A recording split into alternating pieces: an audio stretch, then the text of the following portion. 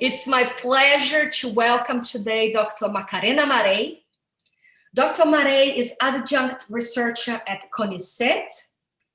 She teaches political philosophy at the Faculty of Philosophy and Literature of the University of Buenos Aires.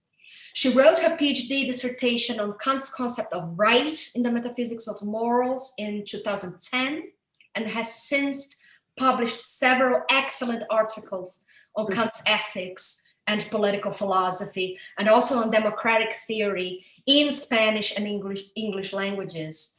She has a forthcoming book titled Voluntad Omnilateral e Finitude de la Tierra, hey, Portuñol going on here, which will be coming out in 2021. So we are very much looking forward to this book.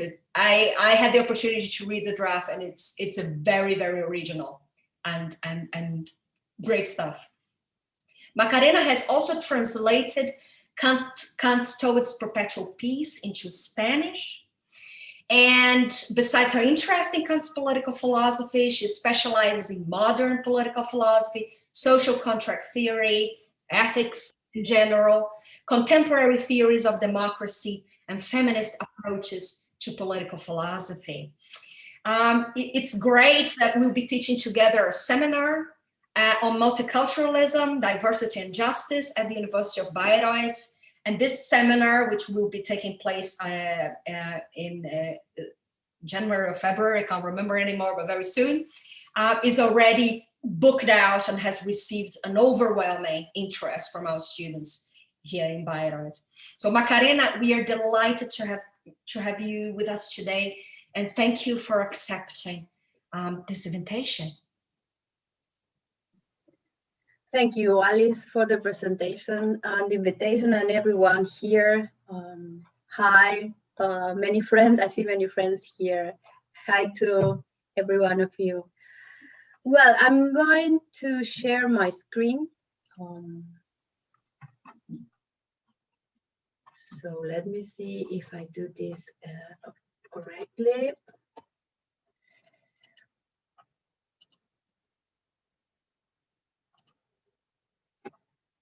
Well, do you see it? Okay.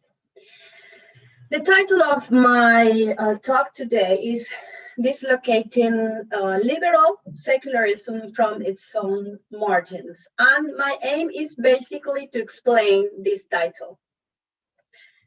The thesis I am going to propose here today are the following. Let me see if I can get this out. Are these two theses will we collapse into a wider one later on.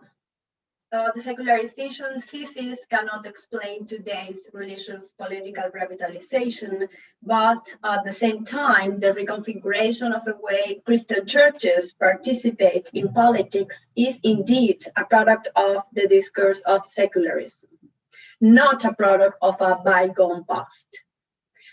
And the strong discourse of secularism frames a political agonistic-deliberative field in which fully legitimized agents shape each other's agency, and that at the same time delegitimizes those subjectivities and types of agency that do not adjust to its polarizations. I am not going to claim that we should reject all the ideas and principles that we associate with secularism, such as separation between church and state, freedom of religion, equality and religious equality, etc. But my aim is to analyze whether secularism as the mainstream way in which we are framing many of our political debates on the relationship between church and state is doing us any good if our aim is to keep church and state separated. Later on during the discussion, I wish we could share the way we see these problems, religious issues and phenomena from our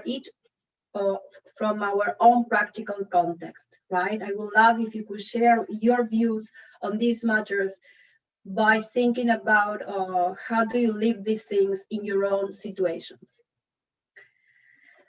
My point of departure in this talk is, let me sum up with this quotation from Saba Mahmoud in Religious Difference in a Secular Age, which I am going to read. Secularism is not something that can be done away with any more than modernity can be. It is an ineluctable aspect of our present condition as both political imagination and epistemological limit. To critique a particular normative regime is not to reject or condemn it, rather by analyzing its regulatory and productive dimensions, one only deprives it of innocence and neutrality so as to craft perhaps a different future. I want to highlight two things from this quotation. The first one, well, you have it here as a footnote. Religion, religiosity, religious practices are not something that can be done away with either. They are vital phenomena of our practical context. We don't need to affirm that human beings necessarily that we have this religious natural condition that we need religion or that we need a transcendent vision of the cosmos. We just need to look at the way people live their lives in our own practical context to see that religion is a vital phenomenon. Religion is there and it is not going anywhere. Moreover, religiosity manifests itself in different ways that exceed the belief model of religion that predominates in our legal systems. So our situation is, we have secularism as a central aspect of our political realities, and we have religions as another central aspect of our realities. How do they interact?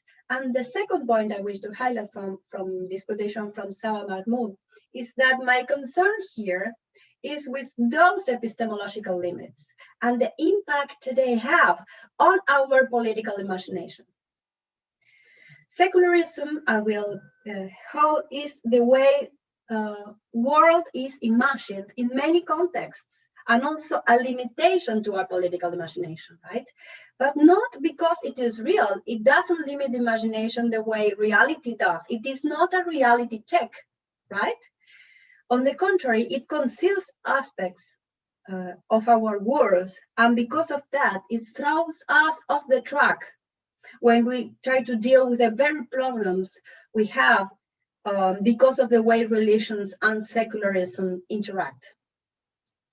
Just to be clear, so this is an exercise of self-criticism.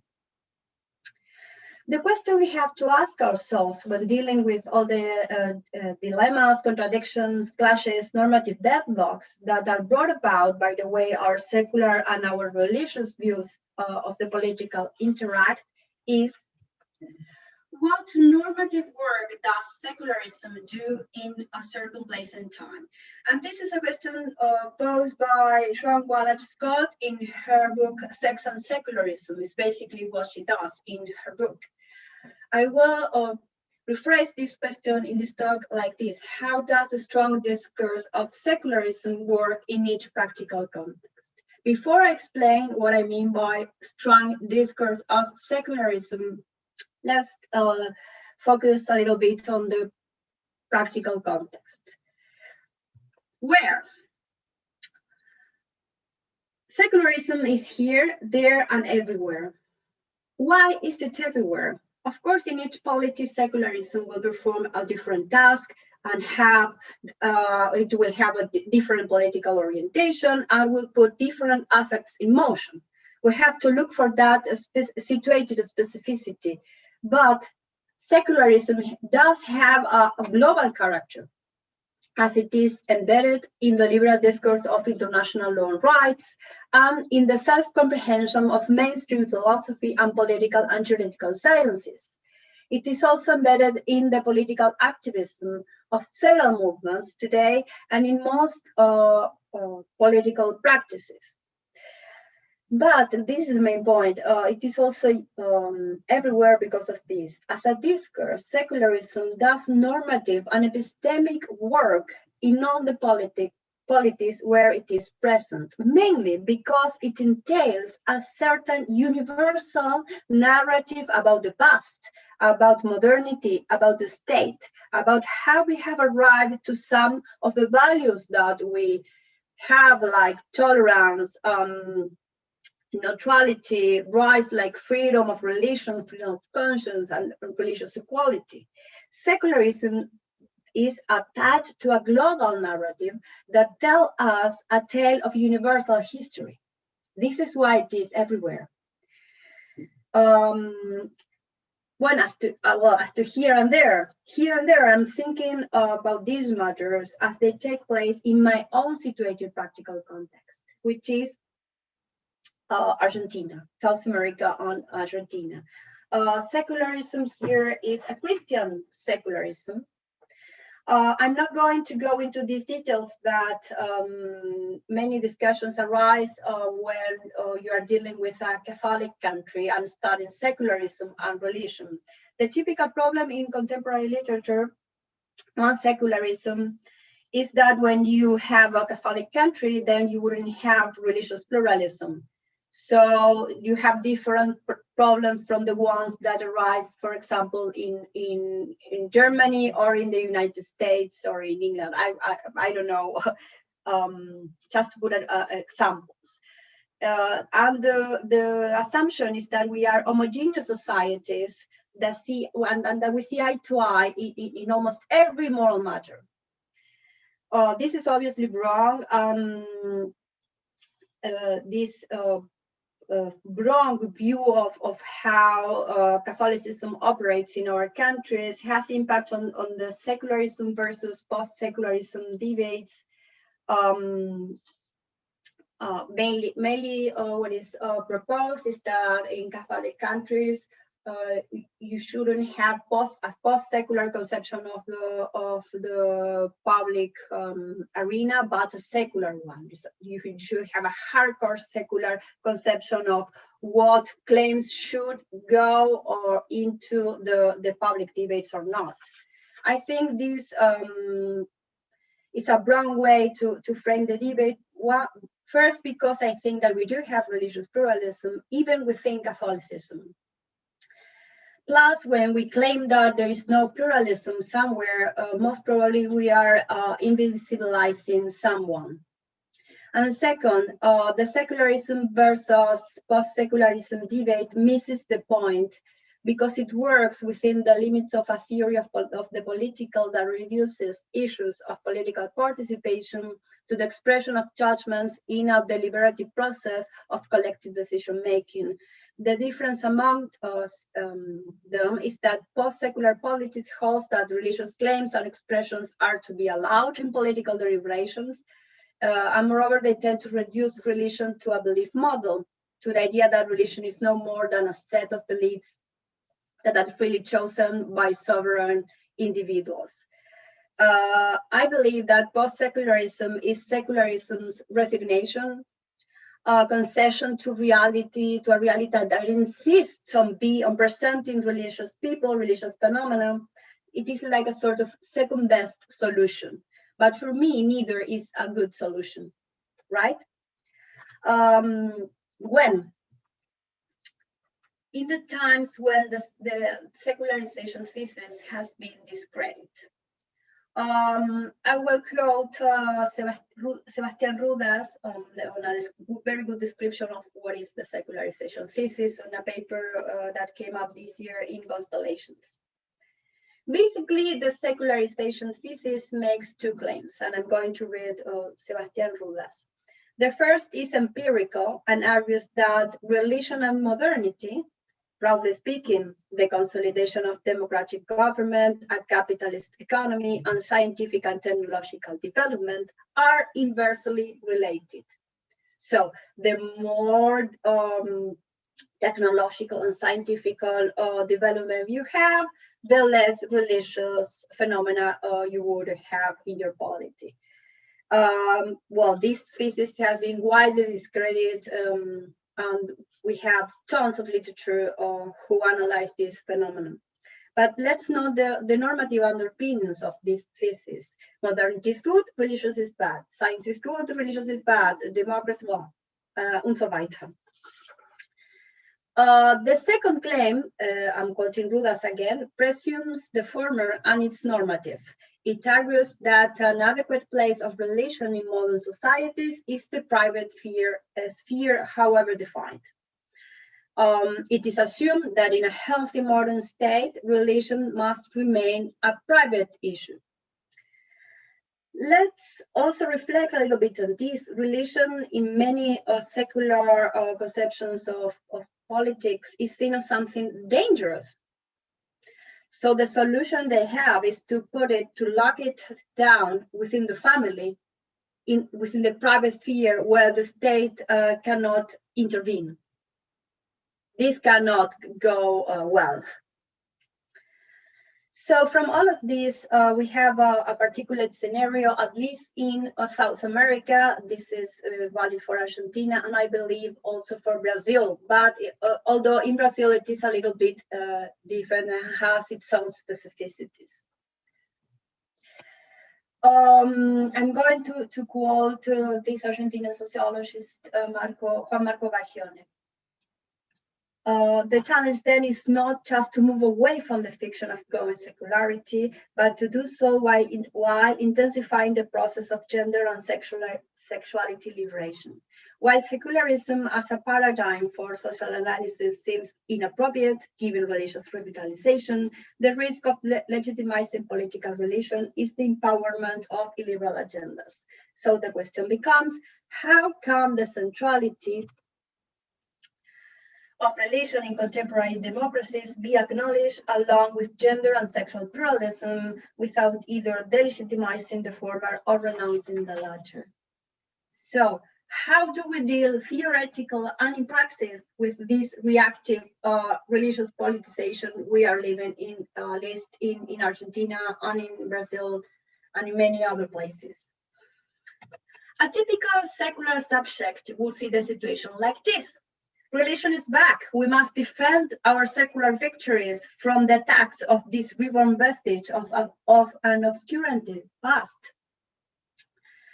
You see this almost everywhere, even on Facebook, right? People believe that when the religion manifests itself in the public arena, that means that the past is back, that they should go back to medieval ages.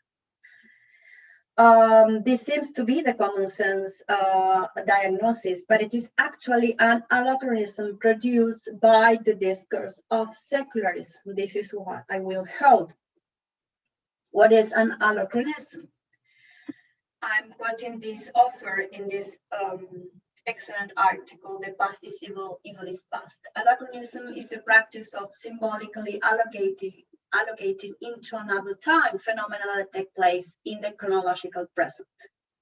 What is the effect of anachronism? Well, you can see it in the title of this paper. The past is evil, then we assume that evil is past, and that we don't have any responsibility whatsoever concerning those unjust phenomena that take place in the present. We just need more progress, more future, right? That we are completely off the hook when dealing with these situations. So now we come back to the thesis of my talk. I will elaborate more on these themes I'm proposing in the second part of the talk. So I go back to those. Let's remember them. The secularization thesis, that means the idea that religion is disappearing and will disappear. The more democracy, the more capitalism we have, cannot explain today's religious political revitalization. But at the same time, the reconfiguration of the way Christian churches participate in politics today is indeed a product of the discourse of secularism. It is not something that comes from the past. And that the strong discourse of secularism frames a political agonistic-deliberative field. This is how it is responsible for this reconfiguration, right? In which fully legitimized agents shape each other's agency, I mean, the state and church, they shape each other's agency, right? And they authorize each other. But this comes with a cost of the delegitimization and the marginalization of other subjectivities. All those subjectivities and types of agency that do not adjust to this polarization the discourse of secularism produces. So now I will reveal to you what I understand by secularism. My idea here, I'm working with this idea of secularism. It is an epistemological and representational normative conception of the political, which is a political discourse, that frames in dichotomic and Manichaean ways our comprehension of the history of religions, the history of the modern state, of religiosity in general, and of the social opposition to progressive politics. I am following also here Sean Wallach Scott in not taking secularism as a fixed category of analysis, but as discourse. In Sex and Secularism, she holds that, but although it may not reflect the realities it claims to describe, the secularism story does have an important influence on the way these realities are perceived. The point is that secularism is a political discourse, not a transcendent set of principles or an accurate representation of history. Like all discourses, though, it has a purpose and a set of effects that produce a particular vision of a world, a vision that shapes and is accepted as reality, even as it misrepresents history. Specifically, I understand the discourse of secularism as a strong discourse. That means that it is strong and resistant. It is a strong and resistant worldview because it normatively legitimizes the very description of history it creates.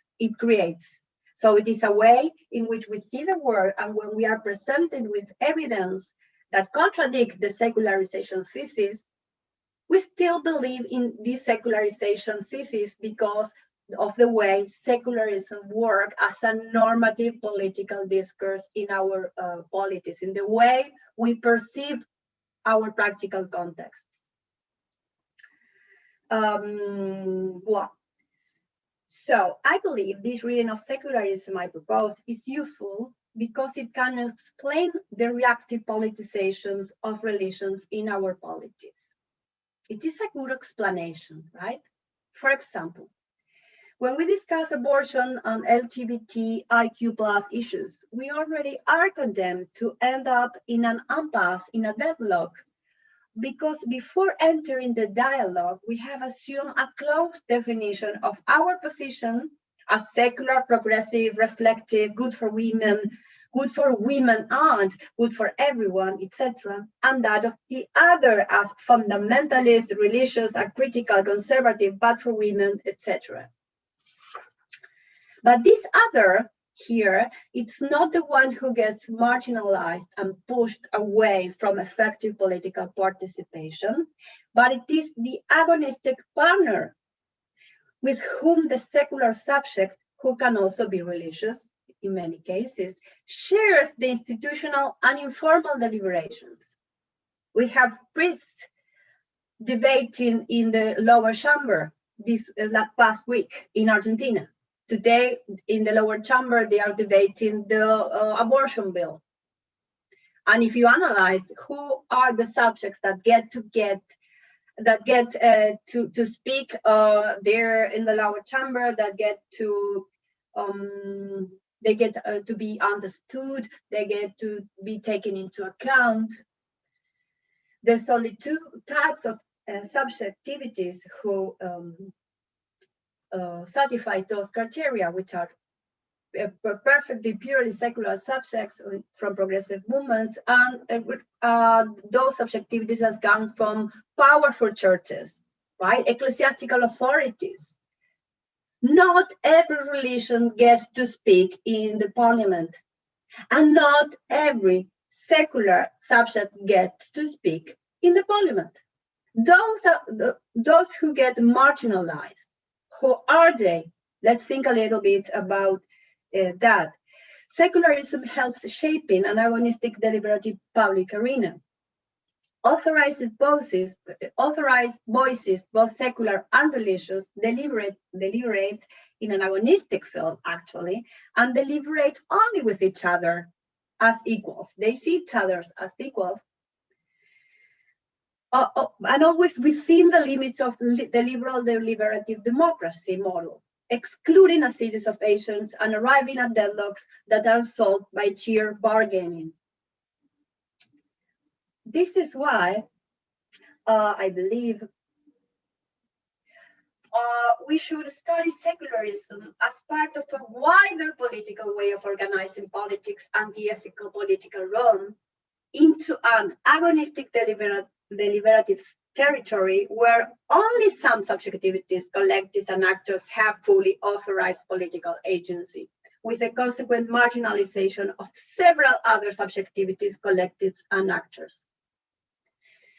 A central normative evaluative consequence of the secularization thesis is that ideally, the modern state is neutral and impartial toward religion, when it actually favors a certain kind of religion over others. It entails Christian supremacy in most polities, and not just any Christian conception of religiosity, but it is centered on a definition of religion that reduces itself to individuals' belief, a set of beliefs freely chosen by the free individual in a sort of market of religions, and also equated to a private morality, if there is such a thing in the world as a private morality. But this is the conception of religion that predominates in secular settings. This is the idea of religion the secular epistemology has in its mind. And also secularism everywhere defines religion, defines freedom of religion and all the rights and duties pertaining to religious peoples and churches, thus authorizing and deauthorizing religious practices. This is nothing new, I'm saying. This is what Talal Assad has been saying, Asad Mahmoud says, which is it's something of a Foucauldian conception of secularism, right? A critique. Well, so secularism defines the concept of religion and regulates concrete religious practices.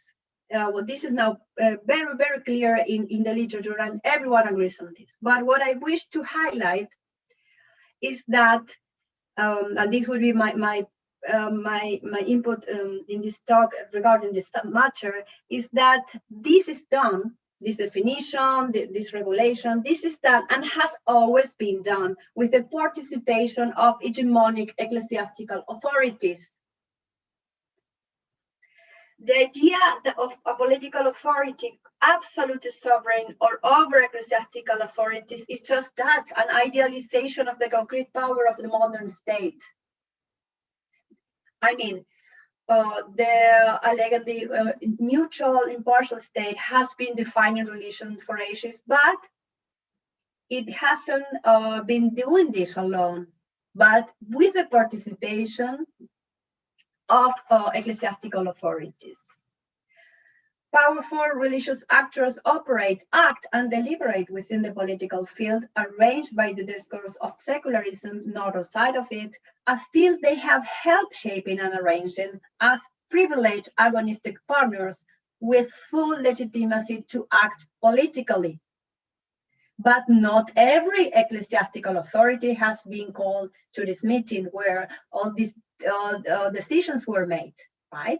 Not everyone has been asked to go in there to define religion, freedom of belief, and religious equality. So who speaks the juridical language of the secular and deliberative institutions? Who gets to speak in there? Whose speech is heard and understood and taken into account? account. Do these vírgenes zapatistas have a say within the discourse of secularism? Normative deadlocks, like the one that always come about when debating abortion, are not the exception. They are something secularism expects. The problem with this is that deadlocks between two polar legitimate and authorized positions hinder transformation and obstruct the political imagination of better alternatives and more inclusive decision-making procedures. Let us see what happens in progressive politics. Within the set of political agents already authorized, we find a certain kind of fundamentalist that does not contradict the rules of the secular game, a religious subject that is perfectly secular and in that they act politically in complete accord with the rules of liberal democracy. This fundamentalist is the stereotype by which evangelists and Catholics are understood in many secular settings, in many progressive settings. They are that repugnant cultural other Susan Harding spoke about, but I add, they are not marginalized, they are not ostracized, but made into an agonist partner when dealing with certain topics. All in all, these traditional fundamentalists, in the case of Argentina, all Catholics, new evangelists, secure and regenerate secularism. This is a long quotation from this paper by Susan Harding, but I want you to focus on this last part. Through polarities such as these between us, the secular subject, the progressive, democratic, rational, scientific, etc. subject, and them, the fundamentalists, the one who read the Bible literally, the religious subject, the modern subject is secured. So these polarities that are produced by the discourse of secularism actually secure the secular subject. So what happens when we use the figure of the fundamentalist in our own practices, in political progressive activism? I believe that by othering fundamentalism, secularism aims at polarizing the political field in such a way that only two types of agents and agency are recognizable as such. It is the secular subjects and movements and the state institutions versus churches, authorities, and religious movements that are authorized and as legitimate adversaries in the political realm. By appealing to this polarization, a secular movement or state institution can claim full legitimacy for their own proposal as necessary to prevent those religious fanatics from imposing us their theology and their private view of God. But how does this work? The appeal to the threat of religious fundamentalism has this effect. It homogenizes both fields, the secular and the religious one, and helps with ascription of evaluative dichotomic features to both sides. So here, the appeal to the threat of the religious fundamentalist delimits the political compass and possible position within it, and thus cancels all further debate over an issue. But these two sides benefit from this polarization. Both of them together dominate the deliberative institutions in which this agonistic polarization is enacted, and from where other forms of political participation and agency are excluded. This leads also to an incapacity to articulate wider and deeper demands and self-criticism within a progressive movement, and to the incapacity of contesting authorities within churches. And finally, it moves the political compass to the right. It also breaks the political field into two main territories, authorized for participation, and outcasts whomever does not adjust themselves to those places, sending them to the margins of the demos, depriving them of efficacious political participation. And finally, once this marginalization has taken place, both the state and the churches are free to speak on their names and call them the voiceless ones. But this political marginalization leads thus to instrumentalization. Everyone was in our lower chamber debate, they were debating abortion, and everyone was talking about how this would affect or not poor people, and they claimed to be speaking in their names of poor women. And where were them? Where were the poor women? And who were these poor women? Are they an homogeneous collective? Of course they're not. A second problem we have when using the discourse of secularism in progressive movements is that secularism and the political power of churches and religious lobby regenerate one another. This is what happens with the concordat, right? In countries where we have a concordat with the Vatican, the church, the Catholic Church, appeals to principles of church-state separation to protect their own privileges.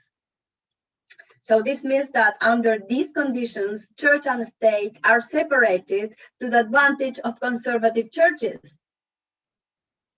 You can also read chapter 4 of In the Ruins of Neoliberalism of Wendy Brown to see how this works in the United States. What should we do? I propose we should revise secularism epistemology and secularism's language. Who speaks the secular language? We won't be surprised to find that ecclesiastical authorities speak the secular language, whose experiences and claims are made understandable in the epistemology of secularism, and whose experiences and claims are not understandable under the language of secularism. So why dislocating? Because the idea is not to reject all things secular, but to relocate our claims for disestablishment, religious freedom, religious equality, separation of the state and ecclesiastical authorities, etc. But we should argue for them in ways always being aware that of the exclusionary effects these claims can have in each context, right? Why from its margins? Secularism centralizes some phenomena by authorizing and legitimizing certain subjectivities to the detriment of other subjectivities, and pushes other phenomena not outside of it, but to its margin. So by deauthorizing and delegitimizing those other subjectivities, but keeping them under the same normative roof. When you are in the margins, you're not outside of something. You are under the same roof, and you are suffering from the same effects, but you don't have a voice there. I want to give a little example of this. In most secular Western liberal democracies, the polity, the way things are, give full political legitimacy and agency to religious actors who appeal to freedom of religion and belief in order to deny access to health services. But this same system obstruct access to juridical deliberation to groups who appeal to the sacred status of a certain land to oppose its capitalist exploitation and privatization. This happens a lot in my country and in many other settings in South America. Here, secularism and the very concept of freedom of religion are meant to protect a certain way of living religion and to exclude the ones who would not reduce themselves to a belief model or a morality model of religion. Secularism works here hand in hand with a wider political ideology that gives supremacy only to some forms of religiosity. So just to finish, other important tasks for our theories and practices, the way I see it, are dislocating and relocating the compartmentalization of the several private spheres and the public realm, and the differentiation between the social and the political, but not to destroy intimacy and rights of privacy. I mean, not to put everyone out there naked under the public eye, and not to compulsory institutionalize every ethical practice. So we should think about these things, always knowing that the negative effects we could have when pursuing these aims, which are good in principle. We should avoid all pre-political readings of the sexual, of gender, of family, of tradition, and of religion. These are not things pre-politically given to the modern state to harmonically organize. And knowing that the problem is not that the borders between church and state are blurry, but that the territory of justice is ruled by both of them, and obviously capitalism, right? So we need to dismantle the narrative of progress and the hierarchization of types of agency that are built into the hegemonic discourse of secularism, not only because they are, of course, false and unjust, but also because they deprive us of the chance of perceiving more hospitable practices that already exist today, and other ways of imagining ways out of injustice. Social justice is an open territory that reshapes itself and us, and we will never arrive at a moment in history where no more injustice is possible. And this openness of history calls for political imagination. And what I just propose is that the discourse of secularism tends to obstruct our political imagination. And that is all.